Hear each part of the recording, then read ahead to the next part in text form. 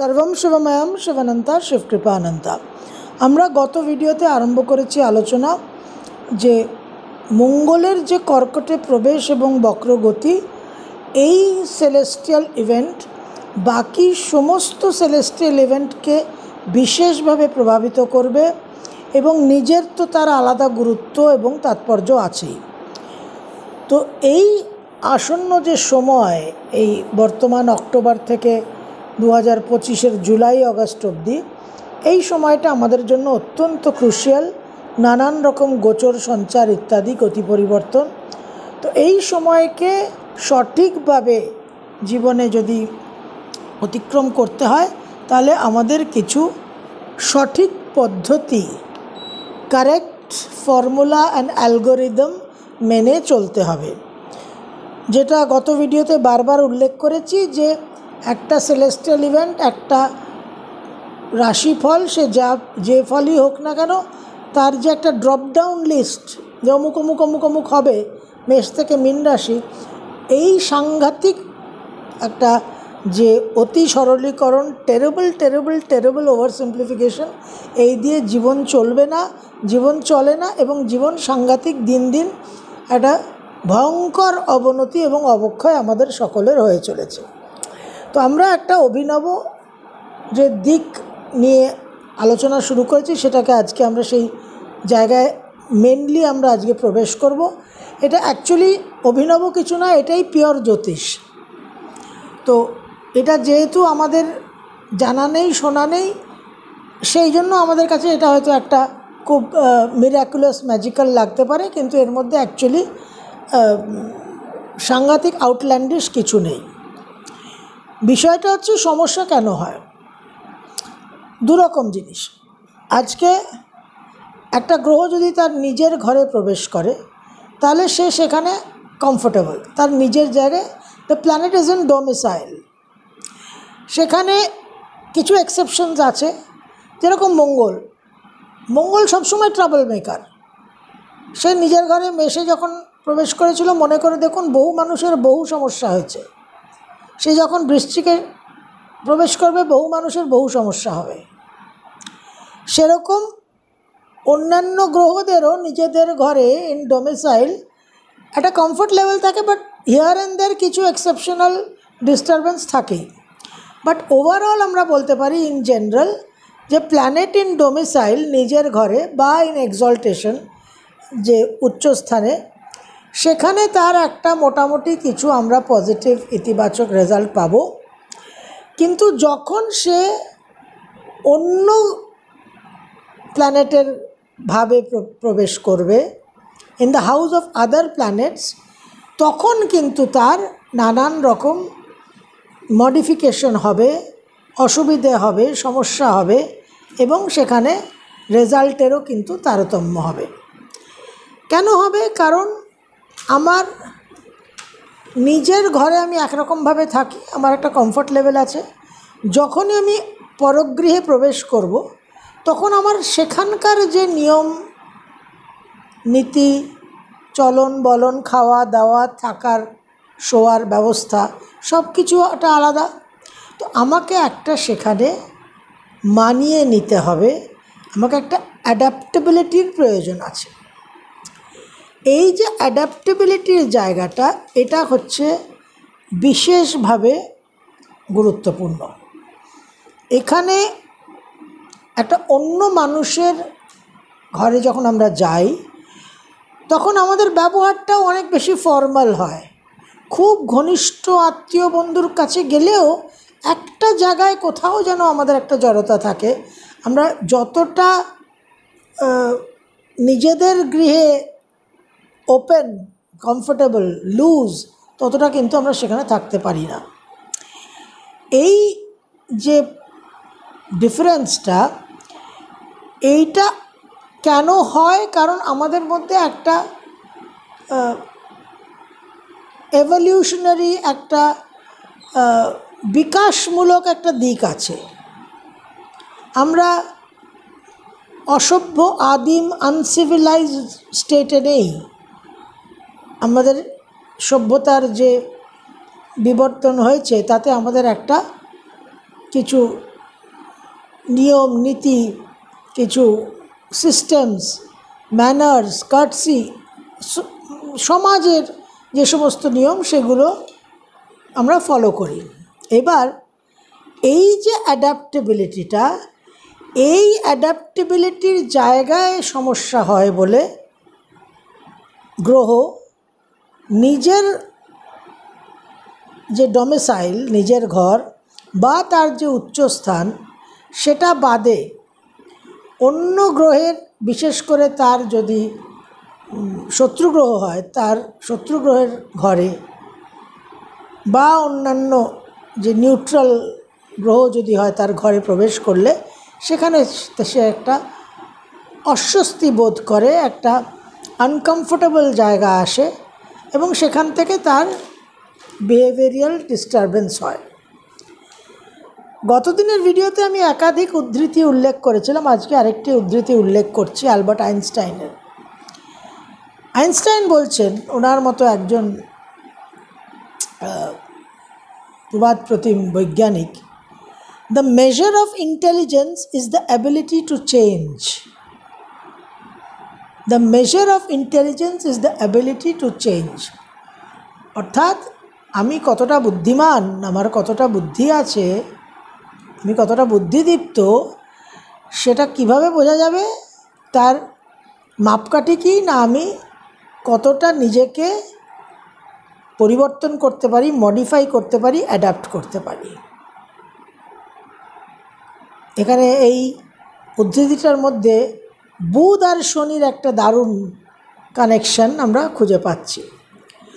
তো measure of intelligence is the ability to change, এটা যদি আমাদের বেস প্রেমাইস হয়, এটাই যদি আমাদের ফর্মুলা হয়, অ্যালগোরিদম হয়, তাহলে আমাদের দেখতে হবে কি না, কর্কট রাশির যে 30 ডিগ্রি, এই কর্কট রাশির 30 ডিগ্রির কী কী বৈশিষ্ট্য, কী কী কোয়ালিটিস, এবং সেই বৈশিষ্ট্য, সেই কোয়ালিটি, সেই চারিত্রিক যে গুণ দোষ, তার সঙ্গে মঙ্গল গ্রহর কোথায় মিল আছে, কোথায় পার্থক্য আছে।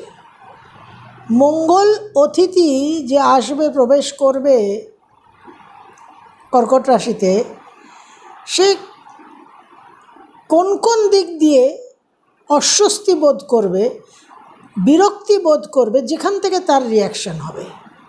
তাহলে আমাদের এই যে ক্র্যাব, কর্কট, দ্য ডেকাপড ক্রাস্টেশিয়ান, তার যে স্থান, তার যে ডোমিসাইল, ক্যান্সার, সাইন ক্যান্সার, সেটাকে আমরা একটু বুঝি। একটা একটা করে কোয়ালিটি আমরা ধরে আমরা দেখব যে সেখানে এই কর্কট রাশির কি গুণ, চরিত্র, গুণধর্ম, মঙ্গলের কি গুণধর্ম, কোথায় ক্লাসটা হচ্ছে এবং কোথায় আমাদের কারেকশনটা করতে হবে। এখানে কোনো ড্রপ ডাউন লিস্ট নেই যে অমুক অমুক অমুক রাশিফল, there is no auto pilot mode. এবার এই যে আমাদের এখন জয়েন্ট এন্ট্রান্স পরীক্ষা হয়, কম্পিটিটিভ পরীক্ষা হয়, সেখানে যে এমসিকিউ, যে ড্রপ ডাউন আনসার থাকে, টিকমার্ক করো, সেখানেও কিন্তু দেখবেন যে ভুল উত্তর দিলে নম্বর কাটা যাবে। তো ড্রপ ডাউন লিস্টটাও কিন্তু এখন ট্রাবলসাম হয়ে গেছে, রিস্কি হয়ে গেছে। তো এই যে ডেকাপড ক্রাস্টেশিয়ান কর্কট, তার অনেকগুলো ইম্পর্টেন্ট দিক আছে। প্রথম হচ্ছে চন্দ্রের ঘর। এবার চন্দ্রকে যখন আমরা আকাশে প্রত্যক্ষ করি তখন রাত, তখন তাপমাত্রা চলে গেছে, সূর্যের তাপমাত্রা, the heat has cool down. তখন আমরা একটা শান্ত পরিবেশ পাই, সারা দিনের যে কর্মব্যস্ততা সেটা থামতে থাকে। এখন অবশ্য আমাদের নাইট লাইফ হয়ে গেছে, সেটা অন্য কথা, যে কারণে সমস্যা অন্য দিক দিয়ে তৈরি হচ্ছে। বাট জেনারিক যে কোয়ালিটি, সেটা যদি আমরা দেখি, তাহলে কর্মব্যস্ততার সমাপ্তি, শান্ত হওয়া, পরিবেশ শান্ত, একটা রিল্যাক্সড এবং একটা নিদ্রালু ভাব, রিল্যাক্সড ভাব, বিশ্রামের ভাব, ঘুম ঘুম ভাব, sleepy, entire population is sleepy, শান্তিপূর্ণ একটা ভাব। এবং চন্দ্রের মধ্যে কোনো বিবাদ, যুদ্ধ প্রবণতা, প্রিয়তা নেই। সে রণশীল, সংগ্রামশীল নয়, সে একেবারেই একটা শান্তিপ্রিয়, ঠান্ডা, কুল, কাম, মাদারলি, যে কারণে মাতৃস্থান চতুর্থ ভাব। এবার এই যে চন্দ্রের এই চতুর্থ ভাব, যেটা মায়ের স্থান, মাতৃভূমির স্থান, যেটা আমাদের রুটস, আমাদের একেবারে পরিবার, আমাদের উৎস, আমাদের একটা সাংঘাতিক পার্সোনাল ইমোশনাল জায়গা, মাতৃগর্ভ বলা হয়, ইট ইজ দ্য উম্ব। এবং 4th হাউসকে যদি আমরা ঘড়ির কাঁটা দিয়ে দেখি তাহলে মিডনাইট, মধ্যরাত্র। তো এই যে কর্কটের চন্দ্রের যে প্রভাব, যে গুণধর্ম, সেটা কিন্তু সম্পূর্ণ মঙ্গল বিরোধী। মঙ্গল এই পার্সোনাল, সেন্টিমেন্টাল, ইমোশনাল, কুল, কাম, রেস্টেড এনার্জির সঙ্গে স্ট্রাগল করে, সে সেটাকে সহ্য করতে পারে না, সেটা তার চারিত্রিক দিক নয়। সে একেবারেই এটাকে অ্যাকসেপ্ট করতে পারে না। এটা অনেকটা এরকম, এই যে গ্রহদের মুভমেন্টগুলো, এটা অনেকটা এইভাবে আমরা বুঝতে পারি যে ধরুন পাহাড় থেকে, দার্জিলিং থেকে, নেপাল থেকে, সিকিম থেকে কোনো মানুষ এসে যদি কলকাতায় বসবাস করতে শুরু করে, তাহলে যে এনভায়রনমেন্টাল ক্লাইম্যাটিক যে চেঞ্জ, সেটা তার জন্য সাংঘাতিক কঠিন হয়ে যায়, ভেরি ডিস্টার্বিং। তখন সে অসুস্থ হয়ে পড়ে, সে সহ্য করতে পারে না, তাকে ফিরে যেতে হয়। কিন্তু যে ওখানে অ্যাডাপ্ট করে গেল, সে কিন্তু সেখানে থাকতে পারে। তো প্রথম জিনিস যেটা গতদিনের ভিডিওতে আলোচনা করেছি, যে আমরা হয় ফার্স্ট ওরিয়েন্টেশন, প্রথম যে স্থিতি, সেটা হচ্ছে যে এই পরিস্থিতিতে পড়েছি, এরকম ইমোশনাল রিয়াকশন হচ্ছে, এটাই হবে, এই ড্রপ ডাউন লিস্ট। তাহলে প্রথম ওরিয়েন্টেশন হচ্ছে যে মঙ্গল কর্কটে ঢুকবে, সাংঘাতিক ইমোশনাল, পার্সোনাল, রিয়াক্টিভ হয়ে একটা সে যাচ্ছে তাই কেলেঙ্কারি করবে। সেকেন্ড ওরিয়েন্টেশন হচ্ছে যে এবার আমি এইটাকে বুঝে নিলাম যে এই হচ্ছে কর্কটের 30 ডিগ্রির হাল হকিকত। তো এখানে আমার যে নেচার, আমার যে গুণধর্ম, যে আমি খুব ডাইনামিক, রোবাস্ট, আমি খুব কনফ্লিক্ট পছন্দ করি, আমি ফাইটিং পছন্দ করি, আমি এরকম শান্ত নিদ্রালু পরিবেশ পছন্দ করি না। সুতরাং এখানে আমার অভিযোগ করে, কমপ্লেন করে, গজগজ করে কোনো লাভ নেই। It is not going to produce any results. কারণ 30 ডিগ্রি কর্কটের মতোই থাকবে। আমি আরেকজনের বাড়িতে গিয়ে উপস্থিত হয়েছি, সেখানে আমাকে 45 দিন থাকতে হবে বা 6 মাস থাকতে হবে, আমাকে তার সেই পরিবেশের মধ্যেই আমাকে থাকতে হবে, সেই পরিবেশ পরিবর্তন হবে না, আমাকে অ্যাডাপ্ট করতে হবে।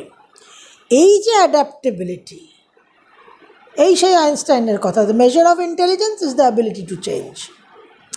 তাহলে প্রথম আমাদের যেটা বুঝতে হবে সেটা হচ্ছে যে মঙ্গলের কর্কটে প্রবেশ মানে আমাদের পরিস্থিতির মধ্যে, যার যেরকম পরিস্থিতি হোক না কেন, যার যা দশা অন্তর্দশা হোক না কেন, আমাদের একটা খুব সব ব্যাপারে, সমস্ত ব্যাপারে আমরা সব কিছুকে খুব একটা ব্যক্তিগত পার্সোনাল ইমোশনাল লেন্স দিয়ে দেখতে শুরু করব। এবং সেখানেই সেই রবীন্দ্রনাথের গান একটুকু ছোঁয়া লাগে, ছ্যাক করে গায়ে লাগবে। তো এই যে ছ্যাক করে গায়ে লাগার জায়গাটা, এটা আমরা আগে থেকেই জেনে নিচ্ছি, আগে থেকেই বুঝে নিচ্ছি যে এই রকম হবে। সেই জন্য আমাদের এই ইমোশনাল পার্সোনাল যে অ্যাঙ্গেলটা, সেটাকে সব সময় খেয়াল রেখে চলতে হবে। এবং কোনো মতেই এই পরিস্থিতির মধ্যে সেই একেবারে যুদ্ধং দেহি দশভুজার রণমূর্তি ধরলে কিন্তু হবে না, এবং সবাইকে মহিষাসুর ভাবলেও হবে না। এই অ্যাডাপ্টেবিলিটিটা, এই চেঞ্জটা, এই স্লো ডাউনটা, এই কাম পিসফুল শান্তিপূর্ণ পরিবেশটাকে অ্যাকসেপ্ট করতে হবে। এই বিরক্তি, ইরিটেশনটাকে কিন্তু কিছুতেই প্রশ্রয় দিলে, পোষণ করলে হবে না। তাহলেই কিন্তু সাংঘাতিক পারিবারিক, প্রাথমিকভাবে পারিবারিক অশান্তি লাগবে। পরিবারের অন্যান্য সব সদস্যদের সঙ্গে একেবারে তৃতীয় বিশ্বযুদ্ধ লেগে যাবে। এই জায়গাটা কিন্তু খেয়াল রাখতে হবে। আগামী ভিডিওতে আমরা আরেকটা কর্কট রাশির গুণধর্ম নিয়ে আলোচনা করব, এবং সেখানে মঙ্গলের সঙ্গে কী সমস্যা হতে পারে সেই নিয়ে বিস্তারিত কিছু ব্যাখ্যা, কিছু সমাধান অবশ্যই উল্লেখ করব। সর্বম শিবময়ম শিবানন্তা শিবকৃপানন্তা।